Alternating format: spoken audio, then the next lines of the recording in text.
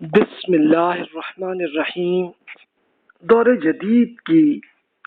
دعوت علمی اور فکری تاریخ کی ہم سٹڈی کر رہے ہیں۔ اب اس میں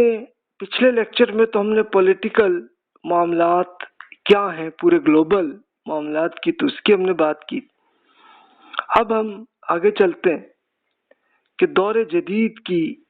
دینی تحریکیں، یہ اب ہمارا ٹاپک ہے کہ جنوبی ایشیا کے ایریے میں، خاص طور پہ پاکستان، انڈیا میں، پھر مشرقی وسطی جس میں آپ کو یہ سعودی عرب، کویت، یو اے ای، قطر، ان سارے ممالک کی بات ہوگی۔ پھر ہم ترکی اور وسطی ایشیا کی بات کریں گے، جنوب مشرقی ایشیا اور افریقہ کی ہم بات کریں گے، پھر ایران اور لبنان کی بھی بات کریں گے۔ پھر ہم سیاسی ٹریڈز میں جو علم، دین اور فلسفہ کیا کیا یہاں پہ ڈیولپ ہوا ہے، کہ سیکولرزم، نیشنلزم، جمہوریت، خلافت، اقامت دین اور منہج انقلاب نبوی کی بیسس پہ جو تحریکیں پیدا ہوئی ہیں، تو ان پہلوؤں سے ہم اس پہ بات کرتے ہیں۔ اس میں ایک بار وہی یاد کر لیجئے کہ جو تحریک ہوتی کیا ہے، وہیں سے ہم بات کرتے ہیں، جو پہلے بھی آپ نے سنی ہوگی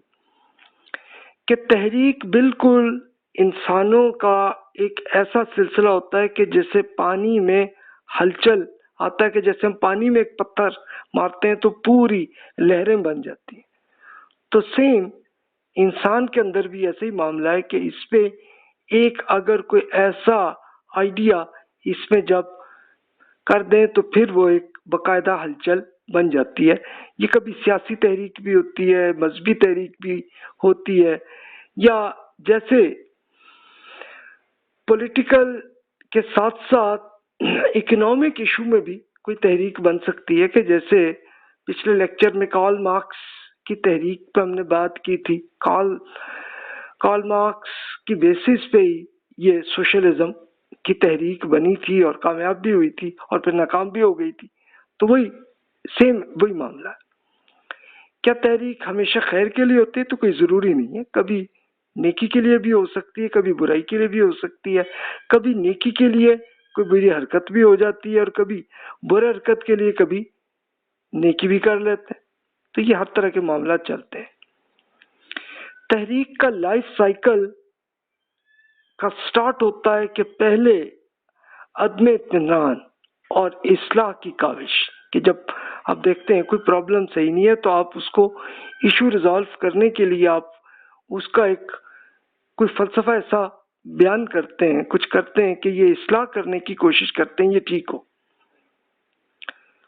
مذہبی یا سیاسی ہدف بھی کبھی بن جاتا ہے کہ جناب یہ اس میں دینی معاملات میں یہ غلطی ہو رہی ہے یا پولیٹیکل معاملہ غلط ہو رہا ہے، اس کو ٹھیک ہونا چاہیے، اس کے لیے ٹارگٹ کرتے ہیں۔ پھر پہلا سٹیپ اصلاح اور دعوت،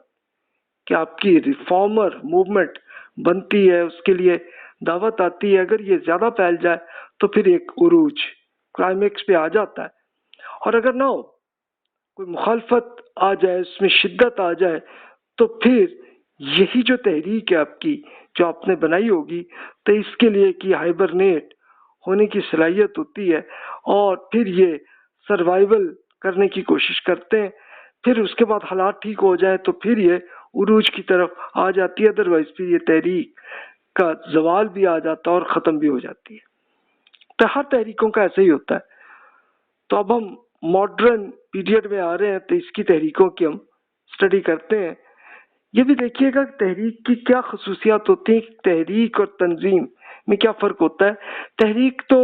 ضروری نہیں کہ وہ ایک پارٹی بن جائے، بلکہ ایک لوگوں میں آئیڈیاز آ جائیں اور وہ کئی اور لوگوں پہ بھی آ جائیں، تو وہ مل جائیں آئیڈیاز، تو بس وہی تحریک ہوتی ہے، جس میں ہو سکتا ہے کہ وہ کوئی آرگنائز نہ ہو، لیکن آرگنائز ہو جائے تو پھر یہ پارٹی یا تنظیم بن جاتی۔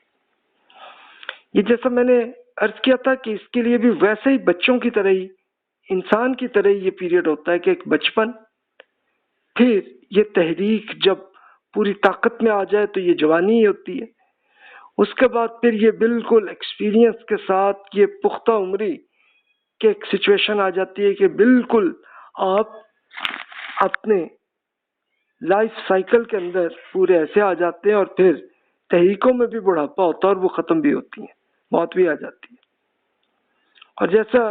حکومت پہ اگر اختلاف ہوتا ہے تو پھر غلبے کی خواہش بھی آتی ہے اور پھر ایک پولیٹیکل ایشوز چلتے ہیں اور پھر نظام وقت کی تبدیلی کے لیے کوشش کی جاتی ہے اور راستے اقتدام ایک ڈائریکٹ ایکشن بھی کئی تحریکیں یا کچھ تنظیمیں وہ کر لیتی ہیں اور کبھی کامیاب ہو جائیں تو انقلاب بھی ہو جاتا ہے، ادروائز ناکام بھی ہو جاتا ہے. جیسے کارل مارکس جب تک زندہ تھے تو ان کے زمانے میں تو انہوں نے ایک اپنا فلسفہ ہی پھیلاتے رہتے،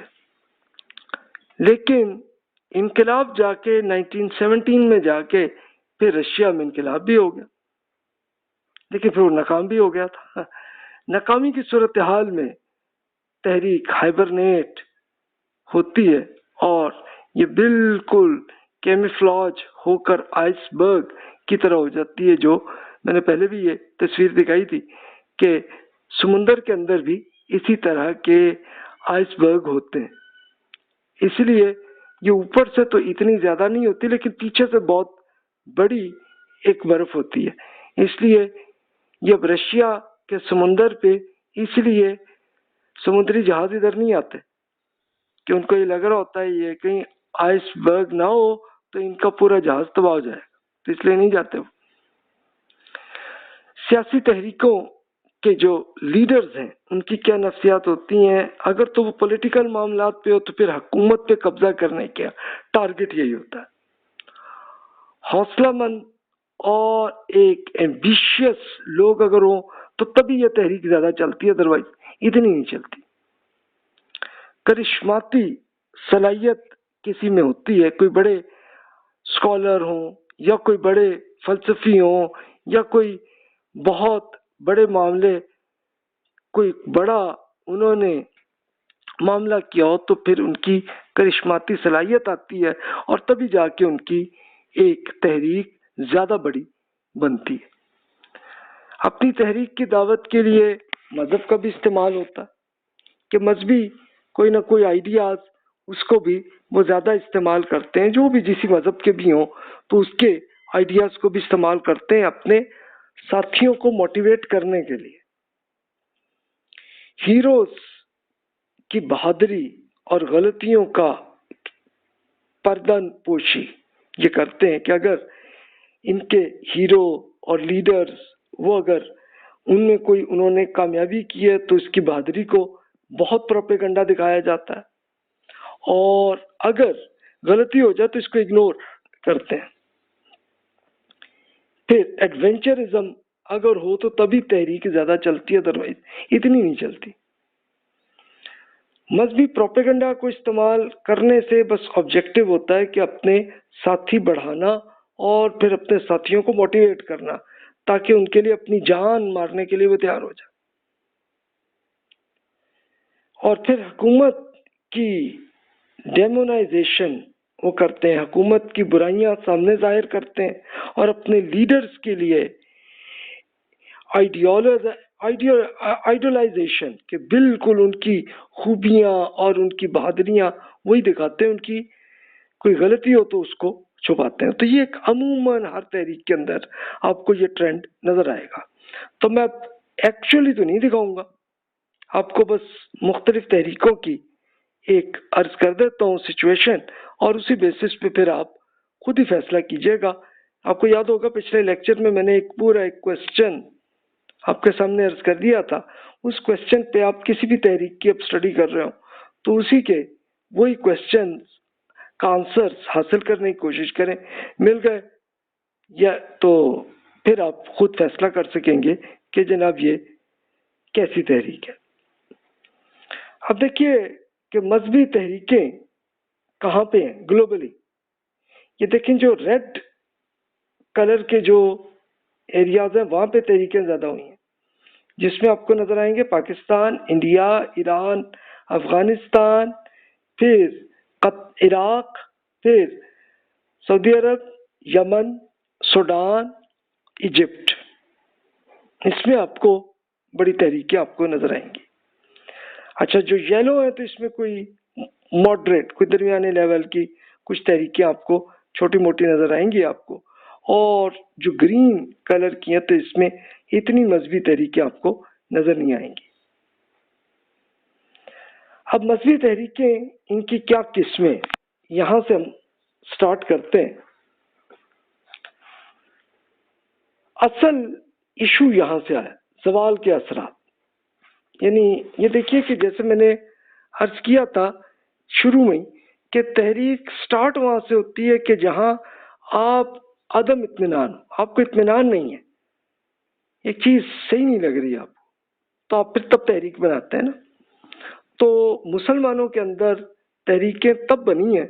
کہ ایک سپر پاور کی تاریخ کی یادداشت جب تھی ان میں کہ مسلمان دنیا کے سپر پاور تھے بنو عباس کے زمانے میں، پھر وہ زوال ہو گئے تو چلیں اور بھی جو مختلف حکومتیں بنی تھیں وہ بھی سپر پاور تھیں، ایون اسپین کی بھی مسلمانوں کی سپر پاور تھی کہ اس کے لیے تو یہ معاملہ ہوتا تھا کہ انگلینڈ اور فرانس کے جو بادشاہ ہیں ان میں لڑائی جھگڑوں کو حل کرنے کے لیے وہ اسپین آتے تھے، اور وہاں کے بنو امیہ کے جو بادشاہ تھے، جو خلیفہ کہلاتے تھے اپنے آپ کو، تو ان کو کہنا کہ جناب یہ ہمارا مسئلہ، اس کو حل کریں، تو وہ پھر دونوں کے مقدمے کا حل وہ کرتے ہوتے تھے۔ تو یہ حالت تھی۔ تو لیکن اب یہ تھا کہ مسلمان سپر پاور نہیں بلکہ زوال کی حیثیت میں تھے، یورپ ہی کی طاقت آ گئی تھی۔ ایک ٹائم میں منگولوں کی آئی تھی تو مسلمانوں میں تب میں بھی یہی یادداشت تھی، اور انہوں نے ایک سٹرگل کی تھی، دعوت کی، اور کامیاب ہوئی تھی۔ تو جب وہ کامیاب ہوئی تھی تو پھر دوبارہ مسلمان سپر پاور بن گئے تھے۔ ذہنی اور فکری، معاشی، سیاسی، اخلاقی اور کسی حد تک معاشرتی اعتبار سے کمزوری رہی مسلمانوں میں، اسپیشلی یہ جو زوال کا پیریڈ آپ نے پڑھا تھا 1258 to 1924 کے پیریڈ تک مسلمانوں میں ایک ذہنی اور فکری اعتبار سے کمزوری آ گئی تھی۔ معاشی اعتبار سے بھی ظاہر ہے کہ کچھ جو آپ کے لیڈرز تو چاہے اچھی حالت میں ہو لیکن عام آدمی کی وہ حیثیت نہیں رہی تھی، یعنی اس سے پہلے صحابہ کرام رضی اللہ عنہ کے زمانے میں تو پولیٹیکلی ہر انسان کو اس کی خدمت کی جا رہی تھی۔ اس کے بعد بادشاہت آ گئی تھی تو چلو بنو امیہ اور بنو عباس کے زمانے میں بھی پھر بھی وہ لوگوں کی خدمت کرتے رہے کسی حد تک، جس حد تک بھی ان کے بس میں ہوا۔ اس کے بعد پھر مسلمانوں میں یہ مسئلہ آ گیا تھا۔ پولیٹیکل مسلمانوں کے بادشاہوں کی آپس میں جنگیں چل رہی ہوتی تھیں، ایتھیکلی مسلمان کمزور ہو گئے تھے، اور وہ پچھلے لیکچرز میں بہت ڈیٹیل سے جب ہم نے شاہ ولی اللہ صاحب ہی کے ارشادات میں نے تفصیل سے عرض کیا تھا کہ ایتھیکلی ہم لوگ کتنی خراب حالت میں آئے تھے، وہ ہو گیا ہوا تو وہ 1700 کا زمانہ تھا، اور آج کل بھی وہی صورتحال۔ تو یہ آپ کو نظر آتی ہے۔ تو اب معاشرتی اعتبار سے بھی مسلمانوں کی اپنی سویلائزیشن بہت کمزور ہو گئی تھی۔ تو جب یہ زوال کی حالت آئی ہوئی ہو تو پھر تو تحریکیں بننی چاہیے نا کہ بھی یہ ہمارے ہاں یہ کچھ کیا ہو گیا، ہمارے ساتھ میں کیا کمزوری ہے، کیا چیز غلط ہم نے کی ہے، ہم زوال کا شکار کیوں ہو گئے ہیں، کیا ریزنز ہیں۔ تو اس پہ مسلمانوں کے جتنے بھی ذہین لوگ وہ اس پہ سوچنے لگے، اور یہ وہی اگزامپل ہے جو میں شاہ ولی اللہ صاحب کے زمانے میں، محمد بن عبد الوہاب صاحب کا زمانہ، یہ وہی 1750 کے آس پاس کے زمانے کے یہ بزرگ تھے، تو انہوں نے اس پہ بڑا غور کیا تھا۔ اس کے ساتھ کچھ اور اسکالرز پھر بعد میں جو پیدا ہوتے رہے تو وہ بھی کرتے رہے غور۔ تب پھر دینی سیاسی تحریکیں پھر بنی کہ جس میں سولوشن ان کو یہ آیا کہ یار ہم اس لیے زوال میں آئے ہیں کہ ہماری پولیٹیکل طاقت ختم ہو گئی ہے۔ ہمارے زوال کی وجہ کیا ہے؟ تو یہی آیا کہ اہل عرب کی عسکری اور فکری یلغار آ گئی ہے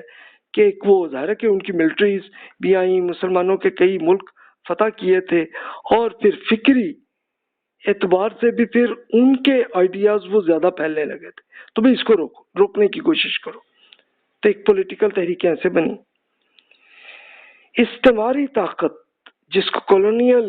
پاورز کی سازشوں کو بھی سمجھا کہ یار انہوں نے کوئی سازشیں کی ہیں تب ہم کمزور ہوئے، تو یہ آئیڈیا آیا ان میں۔ اس کے پولیٹیکل اعتبار سے جو مین صاحب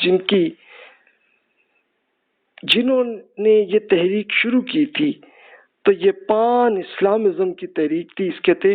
جمال الدین افغانی صاحب۔ 1838 میں تو وہ پیدا ہوئے تھے، 1897 میں فوت ہوئے تھے، تو بیچ میں انہوں نے کیے پوری دعوت پورے عالم اسلام میں، جہاں جہاں مسلمانوں کی جہاں جہاں پہ بھی بڑی تعداد میں تھے تو سب پہ ان کے پیغام پہنچے۔ اس کے بعد پھر 20ویں صدی آ گئی، 1900 کے بعد ہی آئی نا، 1901 سے 20ویں صدی شروع ہوئی ہے۔ تو اس میں پھر ایجپٹ میں اخوان المسلمون تحریک شروع ہوئی، جنوبی ایشیا جو کہ پاکستان انڈیا کا ایریا، اس میں جماعت اسلامی، پھر دیگر سیاسی جماعتیں بنی۔ جنوب مشرقی ایشیا کے ایریا میں دیکھیں تو نہضت العلماء اور محمدیہ تحریکیں وہاں بنی ہیں۔ اس کے ساتھ ساتھ پھر انقلابی تحریکیں بھی اس کے نتیجے میں آئیں، جس میں حزب التحریر کی ایک ایگزامپل دیکھ لیں، تنظیم اسلامی ہے۔ ان سب کی ڈیٹیل میں آگے عرض کرتا ہوں ابھی، تو یہ جس نام ابھی تو عرض کیے ہیں۔ اچھا، اس کے ساتھ ساتھ پھر کچھ عسکری تحریکیں بھی بنی کہ جنہیں یہ آیا کہ یار ہم لوگوں نے جہاد نہیں کیا تو ہم پھر آگے جنگ کریں تو ہم پھر دوبارہ ہم سپر پاور بن جائیں گے، تو عسکری تحریکیں بھی اٹھی۔ کچھ لوگوں نے یہ ایک پرابلم ان کو آئی سامنے کہ نہیں بھی ہمیں اصل پرابلم ہمارے اینڈ پہ ہے کہ ہم نے ذہنی، فکری، معاشی اور سیاسی اور ایتھیکلی ہم لوگ خراب ہوئے۔ اس کے لیے پھر اہل تصوف کی تحریکیں وہ بہت پھیلی، سلفی تحریکیں یہ وہ یاد ہوگا محمد بن عبد الوہاب صاحب کے زمانے سے بہت پھیل گئی تھیں، کہ جو جن کا یہ تھا کہ بھی ہم لوگ قرآن اور احادیث سے دور ہو گئے تو اس کے قریب آئے، تو ان کی تحریکیں بنی۔ غیر صوفیانہ اصلاحی اور تعلیمی تحریکیں وہ اور مزید بنی جنہوں نے اصلاح کرنے کی کوشش کی بڑی، جس کی ایک ایگزامپل وہی شاہ ولی اللہ صاحب نے کیا، اور پھر اسی طرح اور بہت سی تحریکیں آگے بنتی چلی آئیں۔ تب ہم ایک ایک کو لے کے ڈسکشن کریں گے، دیکھیں گے۔ اچھا، پھر مزید آپ یہ دیکھیے کہ اور تحریکیں اور بھی بننے لگی تھی، علمی اور فکری تحریکیں بھی بنی، جن کو ہم ماڈرنسٹ تحریکیں کہہ سکتے ہیں، کہ جنہوں نے فیل کیا کہ یار ہم علمی اعتبار سے کمزور ہوئے ہیں، ہمیں اپنے آپ کو ٹھیک کرنا ہے۔ پھر علوم اسلامیہ کی نشت ثانیہ کی تحریکیں بھی بنی ہیں، جن کو ریکنسٹرکشن آف اسلامک تھاٹ انہوں نے اس کے لیے سٹرگل کی ہے۔ تو اب ظاہر ہے کہ کسی کی خوبیاں اور برائیاں میں کسی کی عرض نہیں کرتا، بس ان کا پوائنٹ آف ویو جو انہوں نے بیان کیا ہے وہ عرض کرتا ہوں، اور جو اہم واقعات ہوئے ہیں وہ عرض کر دیتا ہوں، باقی فیصلہ آپ خود کریں گے۔